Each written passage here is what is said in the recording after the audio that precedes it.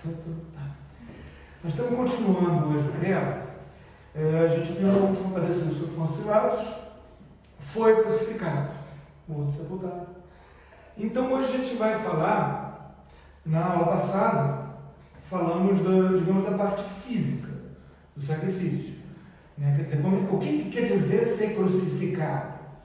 Foi o tema da aula passada. Dói horrores, como é que dói aonde? Né? Hoje a gente vai falar disso do ponto de vista teológico mesmo. Isso é muito mais importante. É extremamente importante a gente meditar sobre a paixão, por quê? Porque ajuda a gente a dar o devido peso, a devida proporção para os problemas da gente. A gente puxa, eu estou com uma dorzinha no joelho, bom, ele sentiu dores muito piores. Eu fui abandonado por uma pessoa que me era muito cara. Bom, ele se percebeu abandonado por Deus Pai. Ajuda a gente a ver que todos os sofrimentos que a gente passou, ele também passou. Todo tipo de sofrimento. Pode não ter tido o sofrimento do Joãozinho que está com saudade da maricota. Mas essa dor psicológica, esse tipo de dor psicológica, ele teve, mais forte que o Joãozinho. Mas, quanto ao sacrifício, o que é, primeiro, o sacrifício? Sacrifício é uma coisa que a gente encontra em qualquer lugar. Todas as religiões naturais, elas sempre têm alguma forma de sacrifício. A religião natural é aquela religião que é, digamos, inventada, que as pessoas, todo mundo tem dentro de si esse chamado a buscar Deus, buscar o infinito, e as culturas, cada uma vai tentar inventar um jeito de ordenar isso. Então a gente vai ter, sei lá, desde o budismo até aqueles cultos dos antepassados, dos chineses, dos japoneses, os cultos à natureza, diversas formas de paganismo. Sempre vai ter alguma forma de sacrifício. O sacrifício, ele é normalmente a entrega ou a destruição, que é uma forma de entrega completa, de algo precioso. Algumas religiões pagãs, a imensa maior parte delas, faz sacrifícios de animais. Os gregos, os romanos, eles faziam sacrifícios de touros, de pássaros, coisas assim. Os próprios judeus, na Antiga Aliança, né, na lei de Moisés, eles faziam, Deus mandou que fizessem sacrifícios de animais, que tinham uma série de características e que serviam justamente como figuras, como algo que mostra num reflexo distorcido. São Paulo fala dessas figuras muito, aquilo que viria em Nosso Senhor. Quer dizer, são figuras do sacrifício de Nosso Senhor. E algumas religiões naturais, na sua decadência maior, elas fizeram e fazem ainda sacrifícios humanos. Era o caso, por exemplo, do culto que se fazia em Cartago. Cartago foi a grande rival de Roma durante muitos anos. Eles sacrificavam a um deus lá, que eles chamavam só de Senhor, Baal quer dizer Senhor. Eles sacrificavam bebês, eles matavam bebês.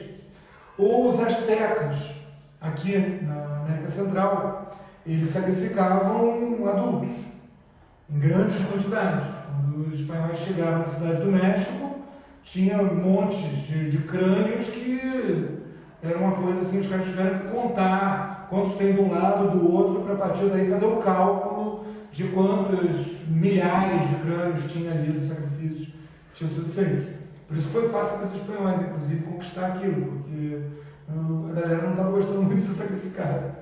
Então, quando apareceu o pessoal armado dizendo vamos derrubar esses caras, todo mundo entrou no dos espanhóis, graças a Deus, e acabou isso. Mas esses sacrifícios, todos esses sacrifícios, eles têm algo em comum, que é o quê? Que é você interromper, você acabar, você destruir algo precioso para uma divindade.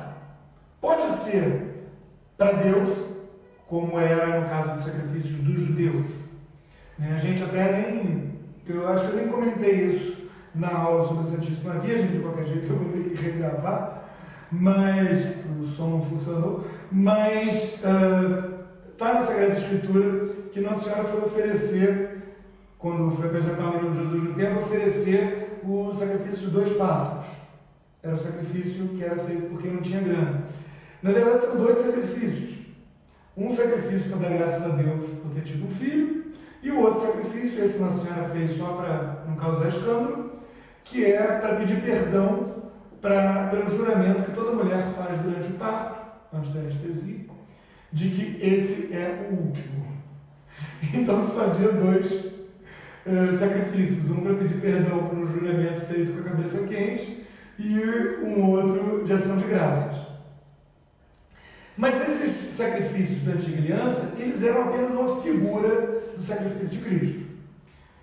Os sacrifícios feitos pelos pagãos, por outro lado, eles eram os sacrifícios que eram, digamos, dirigidos à pessoa errada. Né?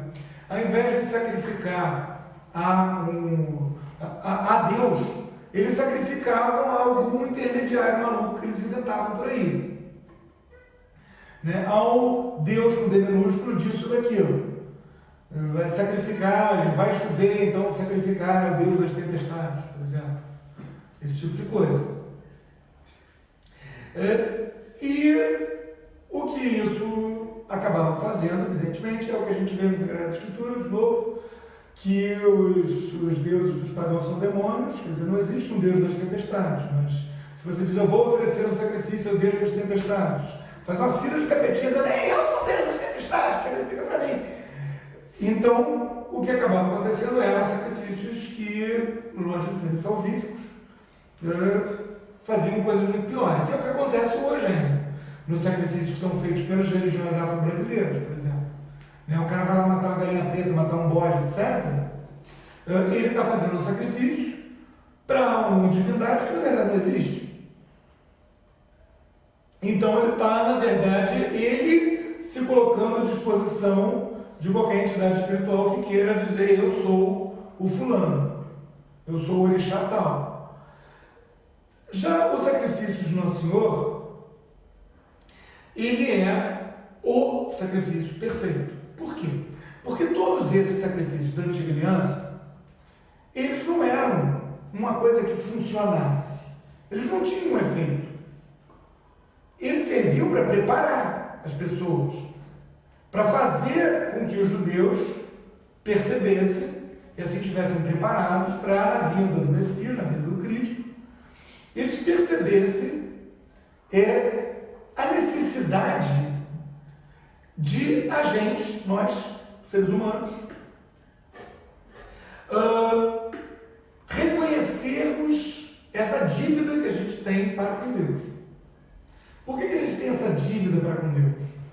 Porque a gente pisa na bola, porque a gente peca, porque a gente faz coisas que são erradas contra o próximo e contra Deus. Agora, se vocês me ofendem, quem sou eu? Um gordinho careca. Então vocês me ofendem, vocês dizem, pô, mal aí, tio. O que acontece? Tá na boa, tranquilo. Agora, por quê? Porque eu não tenho essa dignidade toda. Agora, uma ofensa feita contra alguém que tem uma dignidade maior já é uma coisa complicada. Ofender um senhor de idade já não é mais caso de dizer, pô, mal aí. Caso de pedir desculpas, prometer que não vai fazer mais. E uma ofensa contra alguém cuja dignidade é infinita? É uma ofensa infinita. E resultado das nossas ofensas contra Deus, as ofensas contra a ordem do mundo são ofensas contra Deus, são ofensas contra aquele que tem uma dignidade infinita. Então, a retribuição, o pagamento por elas, digamos, tem que ser um pagamento infinito. Mas eu posso fazer um pagamento infinito? Não. Eu matar uma galinha preta, um bode, 5 touros, 10 carneiros, vai pagar? Não. Resultado, esses sacrifícios da Antiga Aliança, eles eram apenas figurativos. Os sacrifícios feitos no templo dos deuses, eles eram figurativos. Tanto que hoje os judeus estão no sinuca de bico. Eles não podem nem entrar no terreno em que ficava o templo. Por quê? Porque eles estão, pela lei judaica, ritualmente impuros. Então eles não têm como entrar lá. Para se purificar, o único jeito seria fazendo, pela lei de Moisés, fazendo sacrifícios e coisa e tal. Como é que eu vou fazer o sacrifício se não tem ninguém puro para oferecer o sacrifício? Vocês reparem que é um troço complicado. Na lei de Moisés tem uma saída para isso.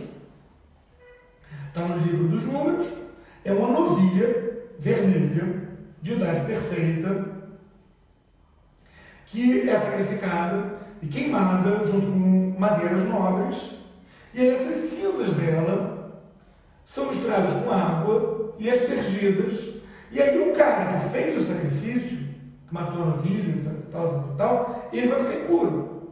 Mas os caras que receberem essa aspersão vão ficar 100% puros.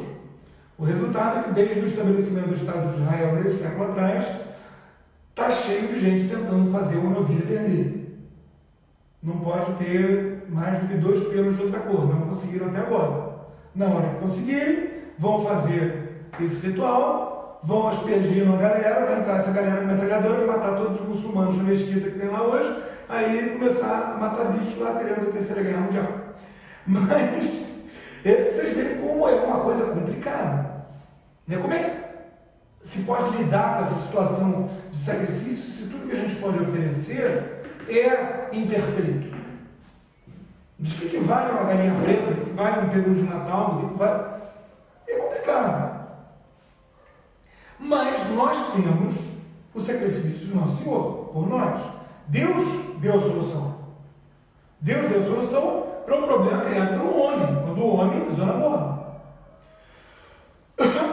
Que é o sacrifício do nosso Senhor. Ele é prefigurado não só nesses sacrifícios de bichos da antiga aliança, mas ele também é prefigurado no sacrifício que Abraão não precisou fazer. Deus disse para Abraão: pega teu filho que você ama horrores, leva ele lá, amarra ele em cima do troço lá, vem e mata o moleque. Aí Abraão se dispôs a fazer isso. Quando ele estava para fazer isso, Deus disse: não precisa, só queria ver se seria mesmo fazer. Solta ele, pega aquele cordeiro que está ali e sacrifica o cordeiro. Aí a gente vai encontrar de novo esse cordeiro aonde?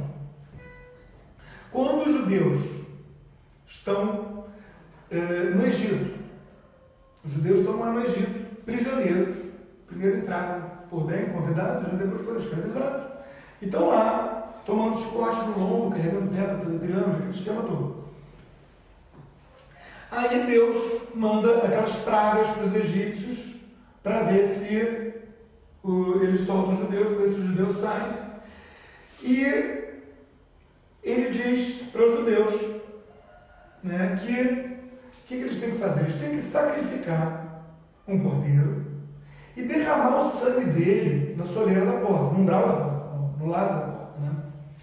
Porque assim os anjos que ele está mandando lá para fazer o negócio funcionar, fazer aquelas pragas funcionarem, eles não vão atacar aquelas casas, porque são as casas dos protegidos de Deus. Já são 2 cordeiros. Agora, o que a gente diz na mesa mesmo? Cordeiro de Deus, que tirai os pecados do mundo. Quem é o Cordeiro de Deus? É nosso Senhor. Ele foi prefigurado desses.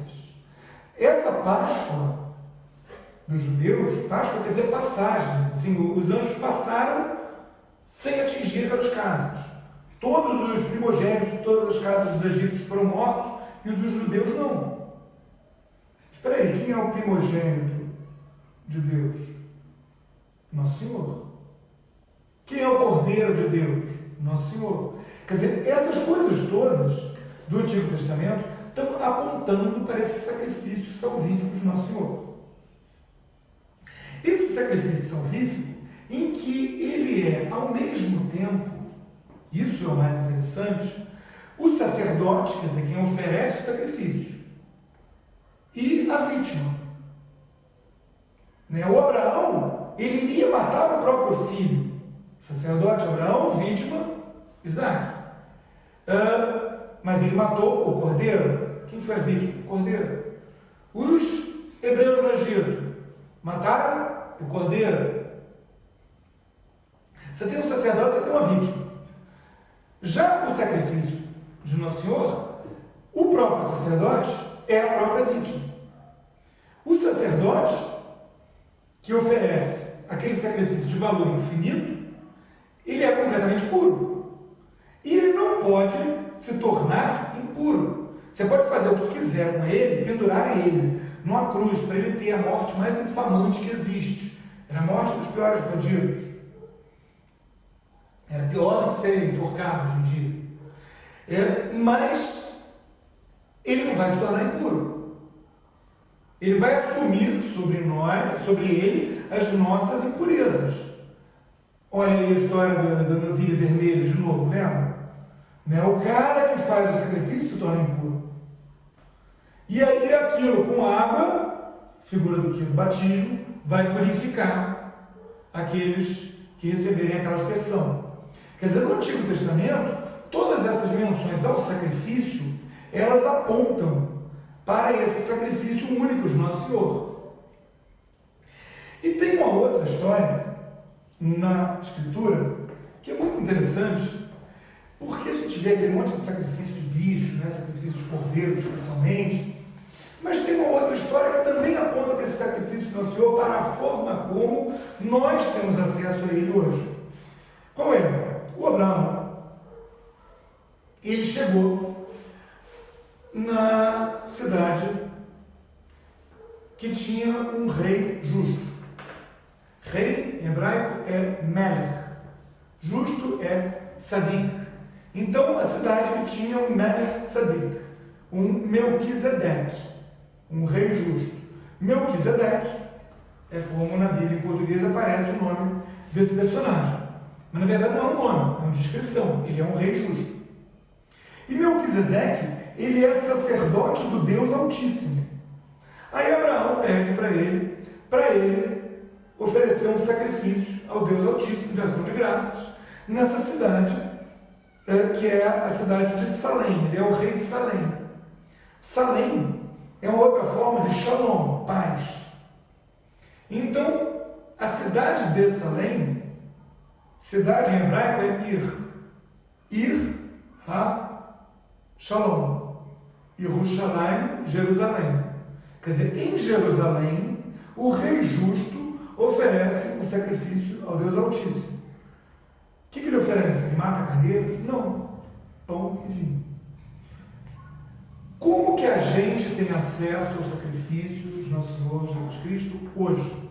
Como que o sacrifício de Nosso Senhor Jesus Cristo é tornado novamente presente de forma incruenta, quer dizer, sem aqueles horrores todos que a gente viu no sábado passado, sem que aqueles horrores todos estejam visíveis, mas ele ocorre diante de nós, na missa. A missa é isso. A missa é aquilo que a gente viu no sábado passado. Essa entrega de Nosso Senhor. É por isso que a maneira mais simples da gente pensar, hoje em dia, infelizmente, está tendo tantos abusos litúrgicos, tanta confusão na mesa, mas a gente pensar o que cabe na mesa e o que não cabe. Fácil. Imagina que o que você está vendo ali é Nosso Senhor pregado na cruz, morrendo por nós. É um bom momento para bater palmas, fazer dancinhas e balançar folhetos? Não. Então não vamos bater palmas, fazer dancinha e balançar folhetos. Mas é um momento de uma solenidade tremenda? É. Ótimo, vamos fazer as coisas mais solenes possível. Por quê? Porque aquele sacrifício, ele se torna novamente presente de forma incruenta na missa. Quer dizer, sem aquela confusão toda, sem aquele horror visível todo. Mas ele está ali. Isso é uma coisa muito interessante, por quê? Porque o sacrifício de Nosso Senhor, junto com a encarnação do Verbo, são os dois grandes momentos de união do tempo onde a gente está. A gente tem um começo do tempo. Eu nasci naquele dia, naquele momento, naquela hora. Mas nós, seres humanos, ao contrário do cachorro, do gatinho, nós não temos um fim no tempo. A gente começou, mas a gente não acaba. E Nosso Senhor, ele não tem um começo do tempo. Mas ele entrou no tempo. Então ele é eterno. Sempre existiu. Assim, o tempo, a existência do tempo é posterior à existência de Nosso Senhor. Então ele entrou no tempo. O eterno entrou no tempo. A encarnação do Verbo. A gente conta o tempo a partir disso. Nós estamos hoje em novembro de 2011. 2011 anos e 11 meses e alguns dias depois da encarnação do Verbo. E qual é o outro momento de grande contato da eternidade, fora do tempo com o tempo, do infinito com o temporal? É o sacrifício. É o sacrifício de Nosso Senhor na cruz. Por quê? Porque esse sacrifício, a gente pode dizer que ele abriu um buraco no tempo. Se a gente pega um pano e a gente dobra o pano, faz várias dobras no pano e fura, a gente vai ter um buraco numa coisa que fica fazendo assim. Esse pano, isso daqui, esse lado aqui, eu posso encostar aqui. O sacrifício de Nosso Senhor fez uma coisa semelhante com o tempo. Por quê?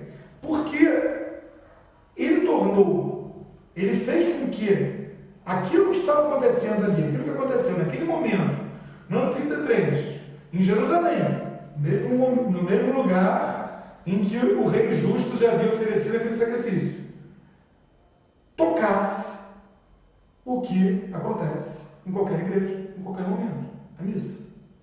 Quer dizer, a missa, ela é, na verdade, uma porta, uma janela, se preferirem, para a eternidade. É por isso que se diz, a gente vê na missa, a gente diz, nós vamos juntar a nossa voz, a voz dos anjos e santos, para cantar os santos. Por que juntar a nossa voz? Por que isso? Peraí, que santos são esses? Os santos de barro que tem ali nas paredes? Não. O que acontece é que a missa é uma só, que acontece permanentemente no céu, na Jerusalém celeste. Quando que essa passagem da Jerusalém celeste para a terra, ou melhor ainda, da terra para Jerusalém celeste, foi rasgada? No sacrifício de Nosso Senhor. Como é que aquilo aconteceu? Ele primeiro reuniu os discípulos e deu a eles o poder de fazer aquilo. O verbo que se usa na Sagrada Escritura em grego, que em português eles traduzem como fazer isso em memória de mim, seria melhor traduzido como ofereçam este sacrifício memorial. Quer dizer, não é um fazer no sentido de fazer um gesto, mas no sentido de criar uma coisa, de fazer nascer uma coisa. E é isso que ele disse para os discípulos. Por quê? Porque ali ele estava oferecendo para eles, repare que já começou a romper a estrutura do tempo e do espaço. Ele estava dizendo, este é o meu corpo, este é o meu sangue, esse é o cálice do meu sangue. E esse corpo e esse sangue, quando que é a entrega desse corpo e desse sangue? Na cruz. Quer dizer, aquele sacrifício da cruz, ele gera aquilo que a gente vai encontrar nos sacrifícios dos bichos todos da antiga aliança, que é o quê? É a carne sacrificial. O sacerdote, ele sacrificava o bicho e ele comia a carne do bicho. Também como preparação para que a gente, hoje, possa não só participar do sacrifício na intenção de participar do sacrifício, mas também alimentando-se do sacrifício. E é isso que a gente encontra, inclusive, as religiões naturais, muitas delas têm isso. Eu tenho um amigo que era Hare Krishna, e o cara adora comer. O cara é magrinho, mas é um guloso, mas é uma coisa que ele come, que é uma coisa. E os Hare Krishna, eles têm o hábito de oferecer para as pessoas a comida que eles oferecem lá para o Krishna lá deles. Eles fazem um sacrifício de comida, e aí essa comida eles consideram que está lá já mexida lá pela divindade, então o cara comer daquilo vai ser uma coisa que vai santificar o cara. Esse meu amigo, o cara comia tanto que os outros Hare Krishna ficavam em volta, assim, nossa, como é que a gente vai arrumar mais comida para dar para o cara? Mas não podiam falar nada, porque o que ele estava fazendo era considerado uma coisa virtuosa para ele. São Paulo, inclusive, nos lembra, né, que a gente não deve comer as carnes sacrificadas aos ídolos. Quer dizer, essa coisa de você comer da carne de um sacrifício, ela é uma forma de participar do sacrifício. Tanto que São Paulo diz para não comer da carne sacrificada aos ídolos. Não porque aquela carne vai fazer mal, mas porque aquilo vai fazer as pessoas pensarem que a gente está participando daquele sacrifício. Um sacrifício a Júpiter, sei lá, a um deus maluco desse, Janus, Efésio, que não são nada. Mas a gente tem como participar de um sacrifício, que é um sacrifício, que é o sacrifício perfeito, o sacrifício verdadeiro. Aquele sacrifício que é feito per ipso cum ipso et in ipso. A tradução, ela deixa um pouco perder, né? Mas em latim não se diz por Cristo, com Cristo e em Cristo. Se diz pelo próprio, com o próprio, no próprio. Quer dizer, lembra que a vítima e o sacerdote são o mesmo. Quer dizer, aquele sacrifício é feito pelo próprio que é a vítima. Né? E esse sacrifício, ele ocorre fora do templo. Ele ocorreu fisicamente no templo, abrindo o templo. Naquele momento, no ano 33, em que esse sacrifício foi feito, em termos místicos, é o maior acontecimento da história da humanidade. Nunca aconteceu nada tão espantoso quanto aquilo. Se rasgou o tecido do espaço do tempo. Inclusive é muito interessante que os pagãos coletaram vários acontecimentos dessa época que mostravam que aquilo foi percebido pelos místicos das religiões pagãs. Né? Teve um oráculo que o sacerdote lá do oráculo saiu gritando: o grande Deus Pan morreu. Ele percebeu que naquele momento toda aquela ordem que ele estava acostumado a ter, tudo aquilo tinha sido rompido. O jogo tinha mudado. De repente o homem passou a ter acesso à eternidade através do sacrifício de Cristo. Esse sacrifício, então, ele acontece no ano 33. Como que ele acontece? Ele acontece como a morte do Cordeiro na cruz. Completando aquela paixão que a gente viu na aula do sábado passado, aquele sofrimento que a gente viu na aula do sábado passado. O Cordeiro é imolado, o Cordeiro é elevado. E aí, outros termos que vocês vão reconhecer da liturgia, né? Cristo, nossa Páscoa, é imolado. O que é a nossa Páscoa? A Páscoa dos judeus, o Cordeiro que jogava sangue ali. Então, o Cordeiro é imolado. E a carne e o sangue do Cordeiro, eles são separados? São. Mas eles são reunidos na ressurreição. Por quê? Porque ele está vivo, ele ressuscitou. Então, se a gente pega o Santíssimo Sacramento, a espécie de pão, não tem mais pão nenhum ali. Aquilo é o quê? É nosso Senhor Jesus Cristo, Filho de Santíssima Virgem Maria, nascido da Santíssima Virgem Maria, realmente presente em corpo, sangue, alma e divindade. A espécie de vinho, não tem mais vinho nenhum ali. O que tem ali? Nosso Senhor Jesus Cristo, nascido da Santíssima Virgem Maria, realmente presente em corpo, sangue, alma e divindade. Quer dizer, a própria vítima, que também é o sacerdote, a carne da vítima, o sangue da vítima, a gente tem acesso. E a gente se coloca de joelhos e, como um passarinho que abre a boca, é alimentado pela mãe, igreja, com a carne desse sacrifício. É por isso que São Paulo diz, né, que quem come e bebe indignamente do corpo e sangue de Cristo, come e bebe a sua própria condenação. Por quê? Porque o que você está fazendo? Se você pega, você vai à missa, você não se confessa, sei lá quanto tempo, você esqueceu já por última vez confessou, você já cometeu o pecado mortal. O que é o pecado mortal? É um pecado cometido deliberadamente, conscientemente, de maneira grave. Quer dizer, você sabe que aquilo é errado e mesmo assim você vai e faz.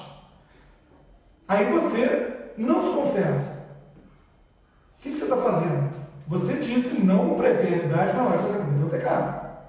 Você disse não brigando entre a eternidade e aquela moça bonita, entre a eternidade, aquele dinheiro, entre a eternidade, aquele prazer, eu prefiro essa outra coisa. Aí você chega lá e você abre um conduto para a eternidade inteira. Você pede o juízo de Deus sobre você numa hora que você não está pronto para ele. É uma loucura. Agora, se a gente está em estado de graça, se a gente se confessou, aquilo vai ser uma coisa que vai ajudar tremendamente a gente. Por quê? Porque justamente esse conduto para a eternidade vai encontrar uma porta aberta para ajudar a gente a melhorar, para ajudar a gente a se santificar, para ajudar a gente a se tornar mais plenamente a gente mesmo. Aquele que a gente foi criado para ser, a gente fazendo tudo que a gente pode ser se tornar realidade. Que é muito mais do que a gente é agora. Eu posso ser muito melhor que essa porcaria aqui. Cada um de vocês pode ser muito melhor. Né? E essa entrada da eternidade, a qual a gente tem acesso na missa, seja simplesmente como participação no sacrifício. Quer dizer, a gente chegar e ter a intenção de participar daquele sacrifício. A gente viu, né, na aula passada, essa coisa da corredenção de Nossa Senhora e nossa também, né, da gente entregar, somar os nossos sacrifícios, somar as nossas dores, as dores de Cristo na cruz. Mas a própria intenção de participar daquele sacrifício, a intenção de estar junto ali, aceitar aquilo, se entregar naquilo, já é uma participação, já é uma coisa que é tão muito maior do que o que tinham os judeus quando chegavam lá e compravam pombinha, davam para o sacerdote: olha, sacrifica essa pombinha, sacrifica esse carneirinho, esse boi, sabe? Animais que inclusive tinham que ser sem mácula nenhuma. O boi tivesse um berne, não servia. E esse sacrifício, que é um sacrifício tão mais perfeito, quer dizer, a gente deve procurar se unir a esse sacrifício. Isso aí já é maravilhoso. Uma pessoa que, por exemplo, viva numa circunstância que ela não pode comungar, ou ela não teve como se confessar, ela vai à missa, ela já está participando daquilo, ela está indo ao Monte Calvário. O que já é mais, se a gente parar para pensar, do que os próprios apóstolos, com exceção de São João. Quem é que estava lá no Monte Calvário? São João e Nossa Senhora. Não estava com os outros todos. São Pedro estava negando Cristo por 3 vezes. A gente muitas vezes também está fazendo isso. Mas o discípulo que Nossa Senhora amava, que é São João, e a própria mãe dele estavam lá. Então, por isso que eu digo, quando a missa não tem como escapar daquela missa furdúncio, missa agora todo mundo balança folheto, missa agora todo mundo aperta a mão e dá um abraço apertado em quem está do lado, os aniversariantes vêm para frente cantar parabéns, todas essas coisas tão absurdas e completamente nada a ver, fazem até lembrar daquela frase do Papa Bento XVI, né? Quando se bate palmas na liturgia, é que se perdeu completamente noção do que seja a liturgia. Ele fala isso no livro dele, Introdução ao Espírito da Liturgia. Porque realmente é o oposto. É para ser um momento em que é uma solenidade extrema, é uma beleza extrema, porque prova de amor maior não há do que dar vida pelos outros. Isso é uma coisa belíssima, mas é uma coisa dolorosa, é uma coisa majestosa. Tudo isso ao mesmo tempo. Beleza, alegria, tristeza, majestade. Não é uma festa, não é um rock, não é uma coisa descontraída. É uma coisa extremamente solene, majestosa. É assim que a missa deve ser. Esse é o espírito da liturgia. Por quê? Porque ali o que está acontecendo é que está se tornando presente algo que acontece fora do tempo. Aquilo é um buraco no espaço-tempo. Então, se a gente pega e bota um bandinho de rock, a gente fazendo assim na frente, o que a gente está fazendo? A gente está tampando um buraco no espaço-tempo com um bandinho de rock, a gente fazendo assim. Se a gente chama os aniversariantes para bater palma para os aniversariantes, o que você está fazendo? Você está tampando o buraco no espaço-tempo para prestar atenção no fato de que aquele é o aniversário de fulano Beltrano. Que é uma loucura. A missa, ela é eterna. Ela é na eternidade. Então a missa que acontece aqui, ela é um mecanismo de abertura para a eternidade. Ela é uma coisa muito mais completa, mas que, de uma certa maneira, lembra hoje em dia a gente tem esses telefonemas em vídeo, no computador, Skype, essas coisas, a gente pode ligar a câmera e a gente está falando com o cara e vendo a cara dele ali.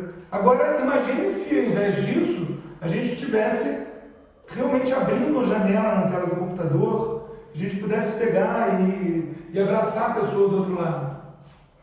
Pois é isso e mais. Porque não é só com uma pessoa do outro lado, é com toda a eternidade. É com a liturgia que transcorre permanentemente fora do tempo, no Jerusalém Celeste. A liturgia que acontece aqui, ela é participação no Jerusalém Celeste. Quanto mais se inventa aqui, menos se está participando da liturgia do Jerusalém Celeste. Esse é o problema. É por isso que, assim, a minha mulher sabe como é que abuso litúrgico é uma coisa que me tira do sério, porque é muito angustiante. O que eu costumo fazer é usar a tática São João, né? Porque os soldados romanos, os judeus ali em volta, né, no Calvário, na primeira vez que isso aconteceu aqui dentro do templo, na hora que se abriu essa abertura no tempo e no espaço, eles estavam lá rindo, gargalhando, jogando baralho. E São João e Nossa Senhora sabiam o que estava acontecendo ali, eles estavam lá vendo a cruz diante deles. O que São João fez? Agarrou na barra da saia, Nossa Senhora trincou os dentes e aguentou, enquanto os romanos e os judeus gargalhavam. É isso que eu faço. Quando a liturgia está muito feia, eu vou rezando o rosário, agarro na barra da saia, Nossa Senhora trinca os dentes e aguento. Por quê? Porque aquilo está acontecendo ali. Aquela janela para o eterno foi aberta. E você pode botar 15 chacretes para pular na frente do altar, que a janela para o eterno está aberta. Então, o que a gente puder fazer para dizer com licença, chacretes, e olhar e participar realmente de algo que acontece ali, invisivelmente, porque o que é um sacramento? É um sinal visível e eficaz de uma realidade invisível. O que está acontecendo ali? A confecção do Santíssimo Sacramento, do maior de todos os sacramentos. Ou seja, aquilo, quando o padre diz hoc est enim corpus meus, daí que vem hoc pocus, tá? A pessoa gosta de inglês. Hoc est enim corpus meus. Quando ele diz isso, ele está dizendo, ele está fazendo com que se rompa o espaço-tempo. E naquele momento, o que um segundo antes era pão, é Nosso Senhor na cruz. Ele está ali. E é por isso que quando da grande elevação, a gente diz, Dominus meus é Deus meu, meu Senhor e meu Deus. Isso, inclusive, até tem um hábito aqui, né, em algumas paróquias, o pessoal faz uma certa confusão, porque isso é o que São Tomé diz. São Tomé, ele diz: eu só acredito na ressurreição se eu puder tocar minhas próprias mãos Nossa Senhora e botar o dedo dentro do ferido. Aí Nossa Senhora apareceu para ele, diz: ó, vai, bota o dedo no ferido. Aí ele botou o dedo no ferido, ele caiu de joelhos e disse: meu Senhor e meu Deus. Mas ele estava dizendo: este é meu Senhor e meu Deus. O que o pessoal faz aqui de dizer meu Senhor e meu Deus, depois fazer uma petição qualquer, não é correta, o que dizem? Meu Senhor e meu Deus. Eu creio em vós, mas aumentar. Isso, eu creio em vós, mas aumentar minha fé. É uma coisa que quebra um pouco a dinâmica disso, porque você, quando você diz meu Senhor e meu Deus, você não está dizendo, você não está se dirigindo a ele, você está dizendo: este é meu Senhor e meu Deus. Você está expressando essa fé. É o que São Tomé fez, né? Este é meu Senhor e meu Deus, quando ele botou a mão na ferida. Então, quando da grande elevação, o que a gente está vendo ali é, de forma incruenta, através desse buraco no espaço-tempo, é o próprio Cristo na cruz. É por isso que no Adorata Devota, São Tomás diz, né, que eu não posso vê-lo, os meus olhos não veem.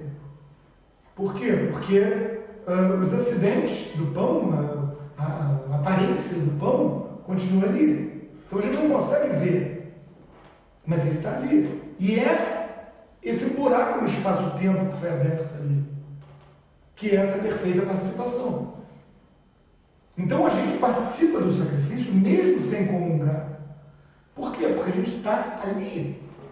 A gente está ali no Calvário. Então, é uma coisa, é uma abertura para a eternidade que não se teria como ter em nenhum outro lugar, de nenhuma outra maneira. Porque aquele que criou o tempo, entrou no tempo. Aquele que criou o tempo, se sacrificou por nós. Tendo assumido a nossa natureza, foi um homem que se sacrificou. Foi um homem que se sacrificou, foi um homem que foi sacrificado, foi Deus que sacrificou, foi Deus que foi sacrificado para Deus. Então é o sacrifício infinito, é o sacrifício perfeito. E esse sacrifício, ele não é uma coisa que aconteceu lá 2000 anos atrás, quase 2000 anos atrás. Não é uma coisa que ficou no passado. É uma coisa que atravessa e que acontece permanentemente na eternidade, tendo aberto essa janela para a gente daqui do tempo poder entrar no eterno. Isso é a coisa mais fantástica desse sacrifício, porque é um sacrifício que une e sela completamente aquela entrada da eternidade no tempo que a gente viu na encarnação do Verbo. Ela abre para a gente a nossa entrada na eternidade.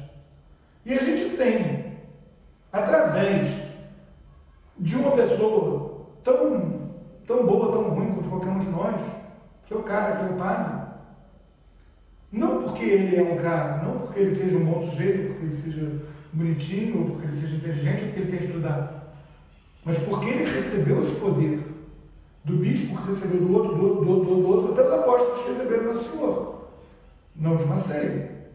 Então ele consegue abrir esse buraco no espaço-tempo. Ninguém tira isso dele. Ele pode largar a batina, ele pode virar travesti, ele continua tendo esse poder. Porque ele recebeu esse poder é eterno. Ninguém tira isso dele. Isso não depende dele, de quem ele é, da santidade dele, dos estudos dele. Na verdade, para o nosso rito latino, só a partir do Concílio de Trento, 1570, que passou a ser obrigatório o estudo no seminário. Antes, os padres eram como ainda é hoje, em muitos ritos orientais. Os padres eram ordenados, sim, o cara só tinha um treinamentozinho básico para ver que ele decorava o que ele tinha que falar, etc. Ordenava e corria para o braço. Hoje ainda é assim, muitos ritos orientais é assim.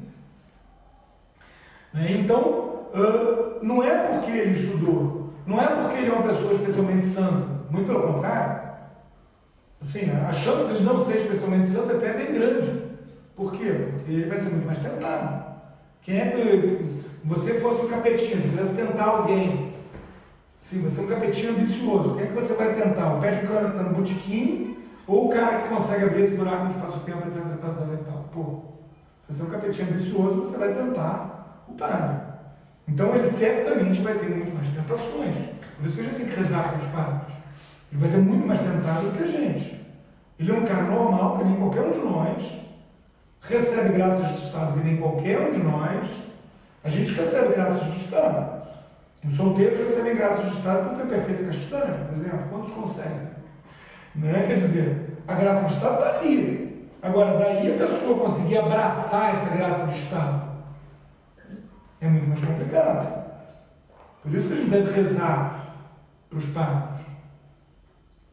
Pedir a Deus auxílio para eles. Por quê? Porque são caras que nem a gente. Quer dizer, não é... O mais legal é isso. É que tudo isso acontece do eterno para o temporal para que nós que estamos no tempo possamos entrar na eternidade. E assim a gente tem essa janela na Santa Missa. Para esse sacrifício perfeito, prefigurado na Antiga Aliança, que é o sacrifício na cruz de Nosso Senhor, que é o Cordeiro, que é o sacerdote, e que é Deus a quem o sacrifício é oferecido. E isso, inclusive, é até uma coisa interessante, que diz a tradição que o demônio não viu isso. Ele só viu quando tinha acontecido. E ficou apavorado. A gente vai ver um pouco mais sobre isso quando a gente for falar de quando Nossa Senhora desceu aos infernos. Mas isso é uma coisa que foi oculta do demônio. O demônio não sabia que isso estava para acontecer. Quando aconteceu, o mundo dele virou de cabeça para baixo. Mas então acho que já estamos chegando ao fim do nosso tempo aqui. Deixa eu ter perguntas, né? Na outra aula a gente continuou, acabou a bateria da máquina e continuou a pergunta. Perdeu-se a gravação de algumas perguntas. Então, perguntas? Como? Por que os muçulmanos invadiram os templos judaicos? Por quê? Os muçulmanos invadiram os templos judaicos. Eles não invadiram os templos judaicos, eles invadiram tudo que eles podiam invadir.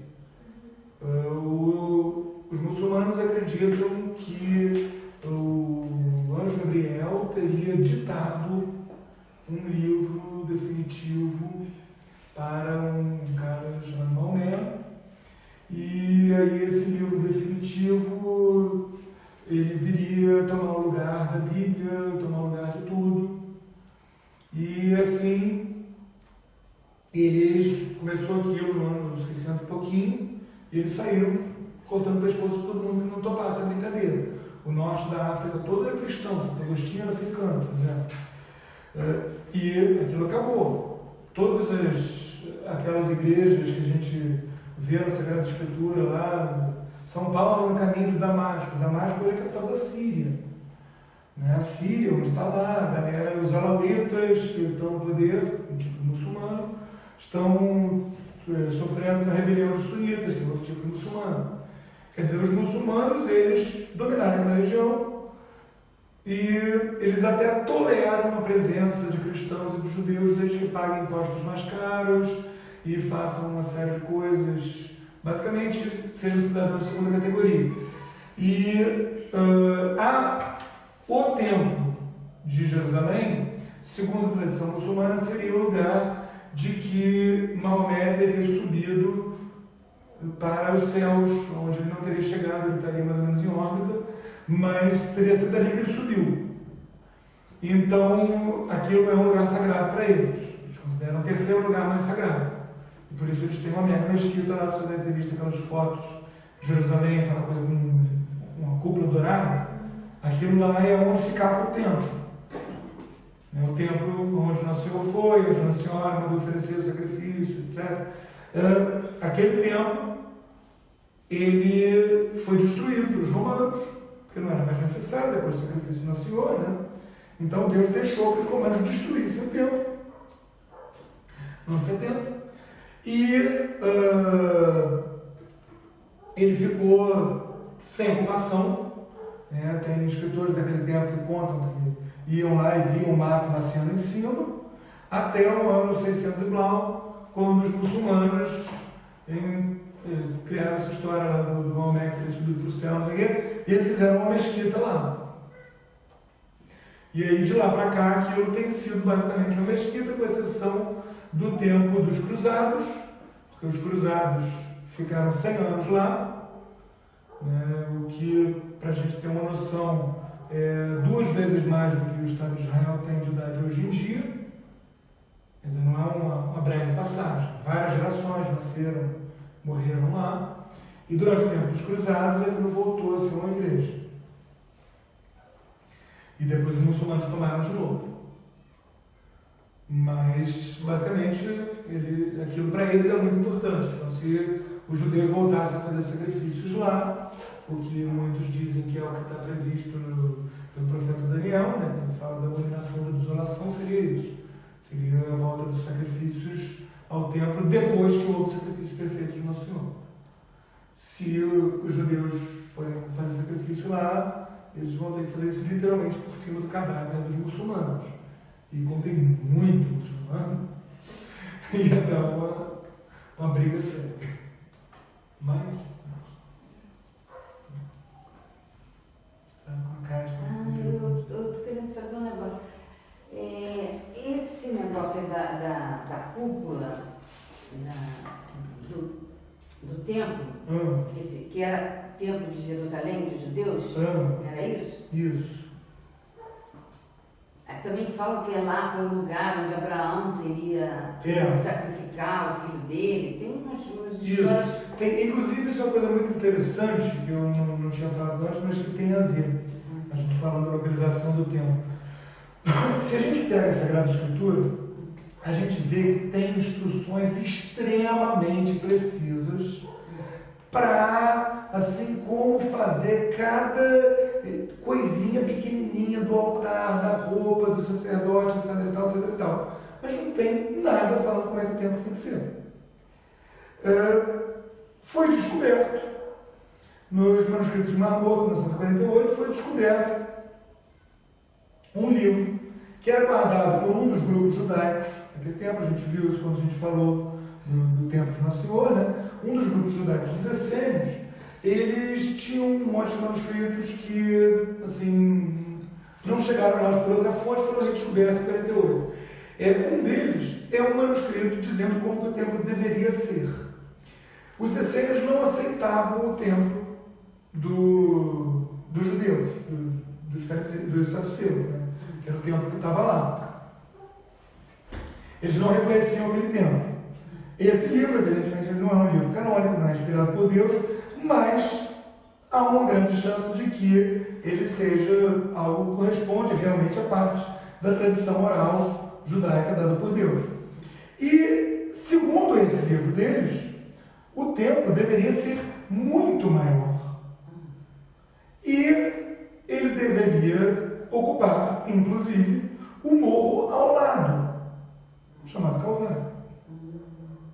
Quer dizer, segundo esse livro, o sacrifício de Nosso Senhor, segundo esse livro que é do templo de Nosso Senhor, né, a área do templo englobaria o lugar onde aconteceu o sacrifício de Nosso Senhor. Quer dizer, até uma coisa interessante a gente vê a divina providência em ação, né, fazendo com que o templo que os judeus construíram não ocupasse essa área, porque o sacrifício dele não poderia ter sido feito dentro do templo, lá onde sacrificavam o boi e passarinho, etc., porque o padre judeu não ia deixar. Ele teria que ser feito fora das portas da cidade. Mas, ao mesmo tempo que houvesse já uma percepção dentro de pelo menos grande parte do povo judaico, segundo Flávio José, os essênios eram muitos, né? Porque eles tinham, além da galera que morava lá no convento, etc., eles tinham muita gente que concordava com eles religiosamente, mas não morava lá. Então, grande parcela do povo judeu tinha consciência de que o Monte Calvário, onde pela tradição estava o crânio de Adão já, era parte do território do templo. Ou seja, esse sacrifício dele foi possível para muita gente perceber que ele ocorreu dentro do templo. Perceber esse sacrifício como ocorrendo dentro do templo. Ao passo que o templo mesmo, onde tinha sacrifícios de bicho, etc e tal, são dois morros, um do lado do outro. Né? Seria essa área toda, segundo essa tradição dos essênios. Agora, só essa área estava com o templo. No topinho dessa área hoje tem uma mesquita. E aqui onde aconteceu o sacrifício do Calvário, tem uma igreja. Uma mega igreja lá. Que inclusive engloba tanto o lugar da cruz quanto o lugar do túmulo. É tudo ali dentro. Tudo dentro daquela mesma área. A morte e ressurreição acontecem. Existem profecias aí que dizem que quando houver um ataque ao templo, quando não sei, uma coisa assim, que aquele templo vai ter um fim em algum momento. O templo já teve, né? Anos 70. O templo acabou. A única coisa que sobra do templo hoje, a gente vê na Sagrada Escritura, né, que os peregrinos chegavam lá e ficavam impressionados com o tamanho do templo, como é que ele era bem construído, etc. A única coisa que tem daquilo é o que popularmente se chama o Muro das Lamentações, onde os judeus lamentam o templo ter sido destruído. Aquela muralha é a muralha ocidental do templo. O resto foi tudo soterrado lá dentro. Parece que tem umas escavações, tem umas coisas ali, mas ninguém entra muito lá. Os muçulmanos, porque eles não querem que os judeus se interessem por aquilo, porque aquilo para eles é mesquita. Quanto menos os judeus se interessarem por aquilo, melhor. Os judeus, por causa desse problema da impureza ritual. O cara não tem como entrar lá, porque ele pode pisar no Santo dos Santos de repente. Ele pode... Agora eu estou recordando, né? Parece que não é uma destruição propriamente. Quando aquele templo foi dividido entre judeus e muçulmanos... Ele não foi dividido, ele foi tomado pelos muçulmanos. Pois é, não, quando ele tem uma profecia aí nos evangelhos, que leem a palavra assim, de Daniel, que quando o templo for juntar o judeu com o muçulmano lá no mesmo templo, conseguir juntar o judeu com o muçulmano, cada um faz na sua, mas junto lá, é porque o Senhor já está para chegar na terra, entendeu? Porque ali é o... Olha, eu já vi gente dizendo que uma das coisas que o anticristo iria fazer era voltar ao sacrifício no templo. Mas isso tudo, gente, o que a gente sabe? A gente sabe que o Senhor virá como ladrão à noite. Ou seja, não dá para saber. Não dá para saber. A gente está vivendo tempos esquisitíssimos? Está. A gente está tomando uma surra de cinto de Deus com maremotos e terremotos e usinas atômicas rachando ao meio e clima mudando, etc. Tá. E ainda tem a cara de pau, o orgulho e a soberba de ficar achando que isso é por causa do gásinho da geladeira, coisa que eu vale, que a gente consegue reverter isso. O que eu acho, assim, sinceramente, é delirante. A gente não tem capacidade nem de entender como que funciona a complexidade da atmosfera. A gente não consegue saber com certeza se vai chover amanhã. A gente vai saber por que acontece, como reverter uma mudança climática. É loucura. Quer dizer, a gente está agora passando por um período em que, assim, Deus está mostrando que não está muito satisfeito.